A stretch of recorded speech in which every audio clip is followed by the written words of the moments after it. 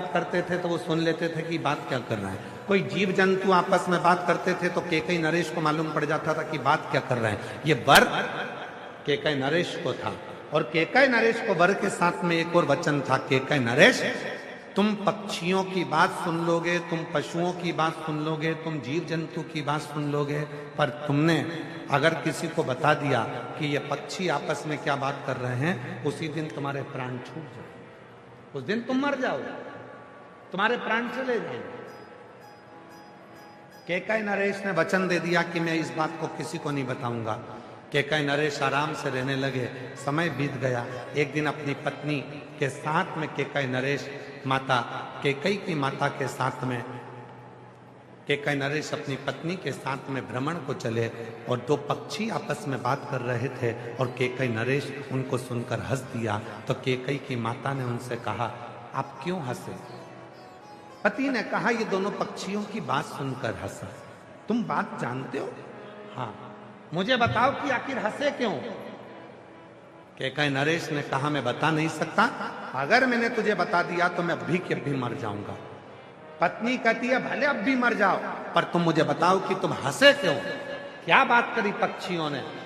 केकई नरेश ने बहुत समझाया अपनी पत्नी को कि मैं बताऊंगा और मर जाऊंगा, पर केकई नरेश की पत्नी ने जिद पकड़ ली कि भले मर जाओ पर तुम मुझे बताओ। तब केकई नरेश ने दोनों पक्षियों की बात जैसे ही अपनी पत्नी को बताया, बताते से केकई नरेश के प्राण छूट गए, मर गया। मंथरा जानती थी माता पिता के संस्कार एक ऐसे संस्कार होते हैं जो जीवन में हमेशा अपने भीतर रहते हैं। इसलिए मंथरा आएगी, तुम्हारे को भड़काने का प्रयास करेगी। बहू तुम्हारी गलत है, सास तुम्हारी गलत है, बेटा ऐसा है, बड़े बेटे ने ऐसा कर दिया, छोटे बेटे ने ऐसा कर दिया, उसने वैसा कर दिया, उसने वैसा कर दिया। ये मंथरा धीरे धीरे धीरे धीरे स्लो पॉइजन तुम्हारे कानों में देना प्रारंभ करेगी। और याद रखना, ये तुमने जो अगर मंथरा की बात को सुन लिया तो तुम्हारा घर टूट गया, फिर वो घर संभल नहीं पाया, फिर टूट कर ही रहता, टूट ही। अब कई लोग कहते हैं, गुरुजी मान लो कोई ने अगर हमारे कानों में आकर कुछ कह दिया और हमने सुन लिया और सुनकर हमारा घर टूट गया, तो उस घर को वापिस जोड़ना है तो क्या करना पड़ेगा?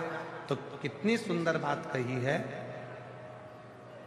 लोहे को काटने के लिए लोहे का प्रयोग करना पड़ता, रोग को मिटाने के लिए दवाइयों का प्रयोग करना पड़ता। उसी तरह अगर तुम्हारा घर दूसरों के सुनने से बिगड़ा है तो तुम्हारा घर शिव महापुराण की कथा सुनने से सुधरना प्रारंभ हो जाए। सुनने से बिगड़ा, यदि घर सुनने से बिगड़ा है तो सुनने से ही सुधरेगा। दूसरे का कहना सुना, घर बिगड़ा। अब शिव पुराण सुनो, घर सुधरेगा, घर सुधरेगा। और ये बात केवल सहजता वाली विषय नहीं है कि रामचरितमानस शिव महापुराण में जब भगवान शंकर का विवाह माता पार्वती जी के साथ हो रहा था, हिमालय राज ने पूरा साज सजाया था, बहुत सारे कलश लगाए थे, तोरण द्वार लगाए थे, मंडप लगाए थे, पूरा साज सजा हुआ था, पूरा संपूर्ण साज। शिव जी का विवाह पार्वती के साथ।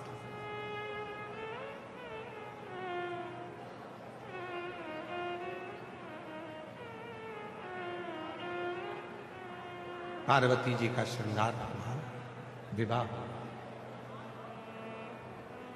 दूल्हा बनकर भगवान शिव आ भी गए। पार्वती जी के साथ उनका विवाह होने लगा।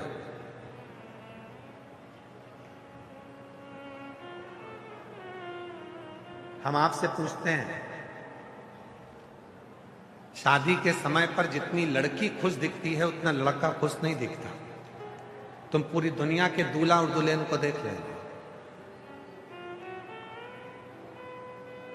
और बल्कि स्टेज पर अगर लड़की ज्यादा खुश दिखती है तो पति का मुंह देखकर बेचारी वो भी मुसद्दी लाल हो जाती है, एकदम चुप, ज्यादा हंसूंगी, मुस्कुराऊंगी, अपनी बहनों से बात करूंगी, सहेलियों से बात करूंगी, इनका मुंह मेंढक की तरह लटका हुआ है तो मुझे भी ऐसे ही करना पड़ेगा। बोल चेहरा उतरा है।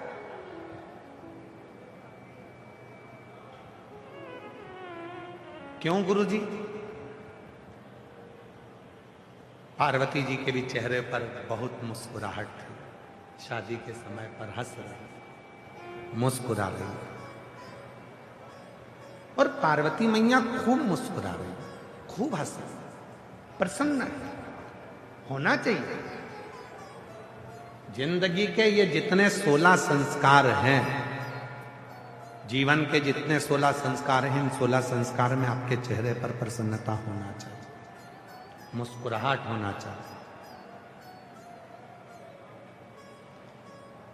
और यहां तक शिवपुराण कहती है कि आखिरी का जो संस्कार है ना, अंतिम संस्कार, शिवपुराण कहती है उसमें भी आपके चेहरे पर मृत्यु की सैया पर भी अगर आपके प्राण छूट रहे हैं तो मृत्यु की सैया पर भी आपके प्रसन्नता होना चाहिए कि अभी तक संसार से मिला था, अब जा रहा हूं उस परमात्मा से मिलने के लिए। ये मेरे चेहरे की प्रसन्नता है, प्रसन्न।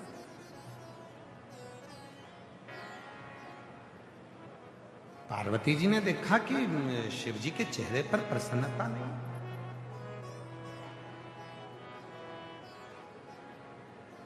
क्या बात है? एकदम जैसे शंकर भगवान पहले थे वैसे ही आज नजर आ रहे हैं, कोई अंतर ही नहीं दिख रहा। विवाह में तो खुश होना चाहिए, पर इनके चेहरे पर तो कोई प्रसन्नता दिख ही नहीं रही। बात क्या?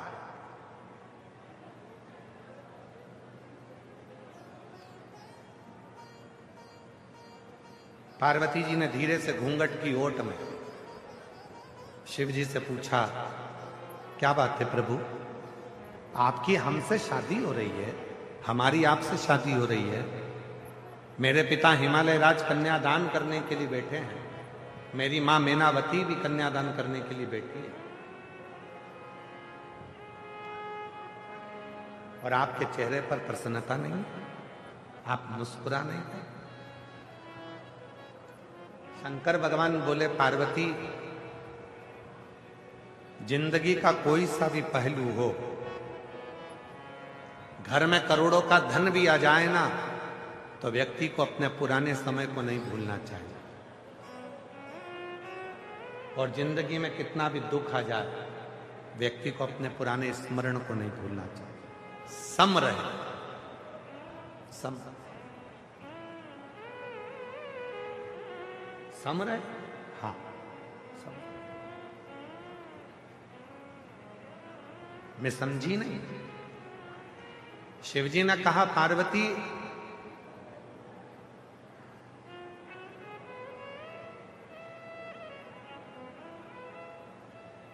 जब तक लड़के का विवाह नहीं होता तब तक वो 2 पांव वाला रहता है।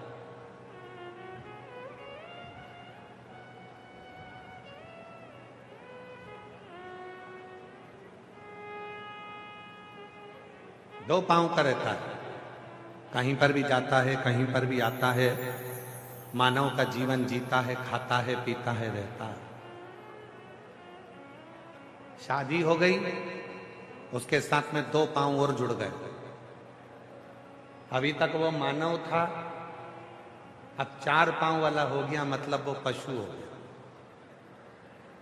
कितने पांव का हो गया? जम के बोलो। जिसके साथ वो फेरे ले रहा है, 2 पांव उसके हैं, 2 पांव पीछे पीछे जो चल रही है उसके हैं। अब वो 4 पांव का हो गया, पशु हो गया। पशु का मतलब है अब उसके ऊपर भार आ गया, बोझा आ गया। गधे जैसा अब उसको बोझ ढोना ही ढोना है, पूरे परिवार को लेकर चलना है, सबको लेकर चलना है। अब उसके ऊपर भार आ गया,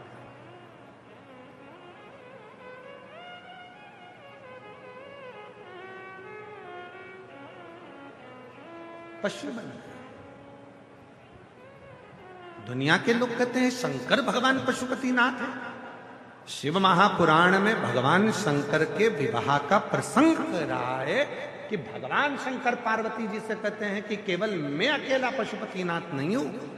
जिस लड़के की शादी होती है और वह अपनी पत्नी के साथ जब 7 फेरे लेता है तो वो भी पशुपतिनाथ बन जाता है, वो भी पशुपतिनाथ।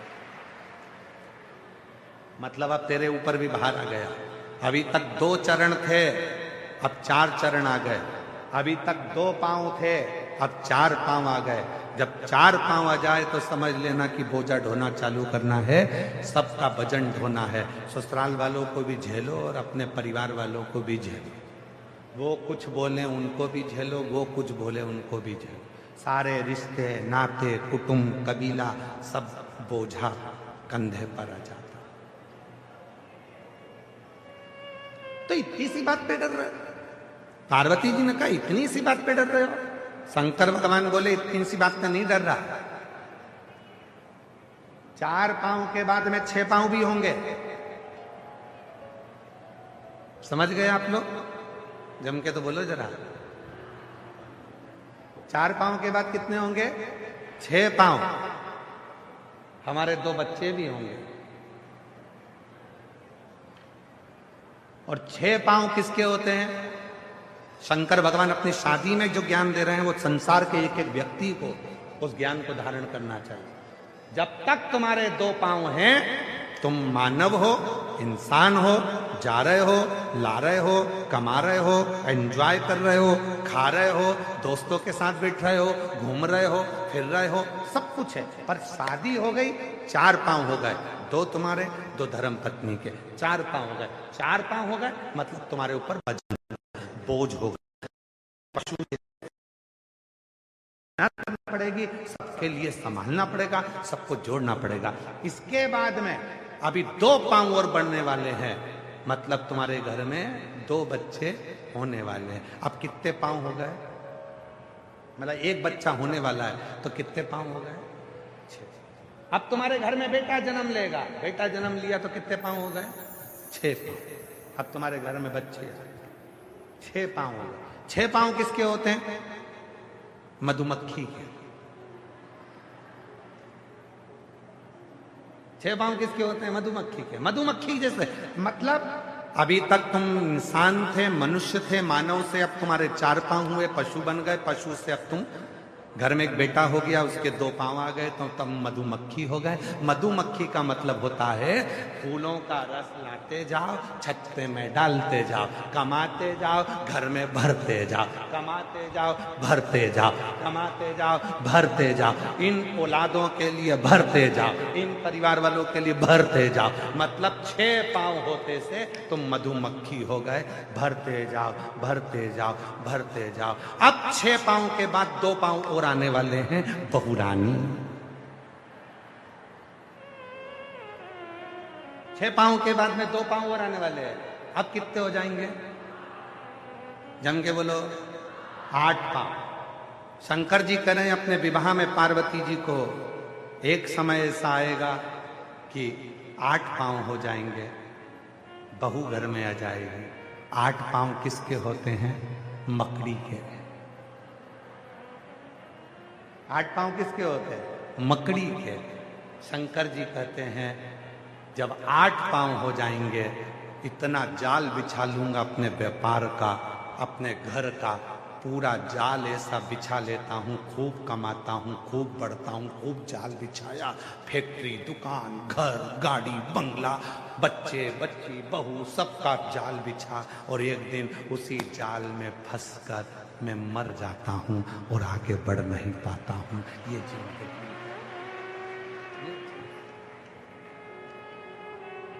अब बता पार्वती, शादी में मुस्कुराऊं कि एक जैसा रहे? अब बोलो बोलो। मुस्कुराऊं? वजन बढ़ा, वजन।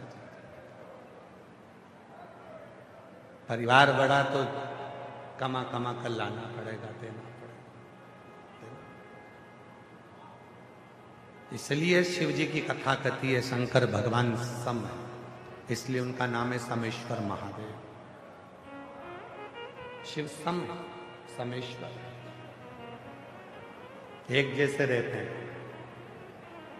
कोई मन में विचार नहीं, कोई मन में सोच नहीं, कोई मन में विचार नहीं इस तरह का कि मुझे क्या मिला। फिर वो किसी ने एक बहुत सुंदर बात कही कि 4 दिन की चांदनी फिर अंधेरी, फिर वही। दूल्हों को देखो, शादी में जो दूल्हा सबसे ज्यादा नाचता है, बाद में पानी की बाल्टी और दूध की थैली वही खरीदने जाता है।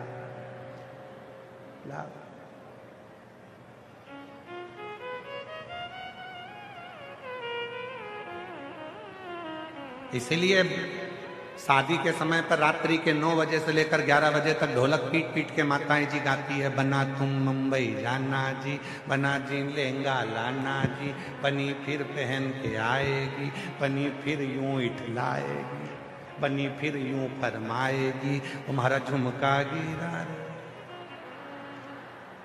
फिर वो परम क्यों कठिन।